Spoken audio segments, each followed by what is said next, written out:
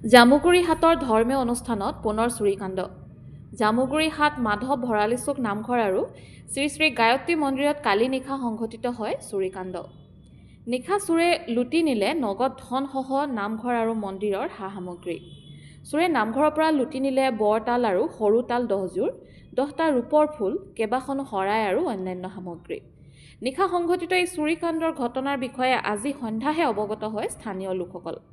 আনহাতে যোৱা নিশাই গেৰেকী চুকস্থিত শ্ৰী শ্ৰী গায়ত্ৰী মন্দিৰতো সংঘটিত হয় চুৰিকাণ্ড।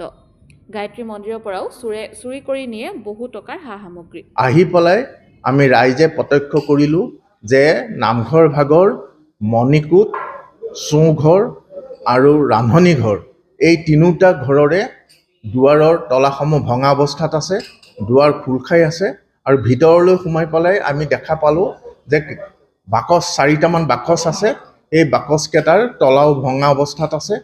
আৰু তাৰপিছত আমি হতভম্ব হৈ পৰোঁ ৰাইজ, আৰু ৰাইজে চাৰিওফালে নিৰীক্ষণ কৰি পেলাই দেখা পালোঁ যে নামঘৰ ভাগত সংৰক্ষিত হৈ থকা ডাঙৰ সৰু মুঠ 10যোৰ তাল, বাকচৰ ভিতৰত থোৱা অৱস্থাত থকা 12,000 টকা আৰু আমাৰ নামঘৰৰ সিংহাসন ভাগৰ যি গামোচা, সেই গামোচাত মাৰি থোৱা 10টা ৰূপৰ ফুল চোৰে চুৰ কৰি নিয়ে আৰু ইয়াৰ উপৰিও কেইবাখনো শৰাই আৰু অন্যান্য সামগ্ৰী চুৰ কৰি নিয়ে।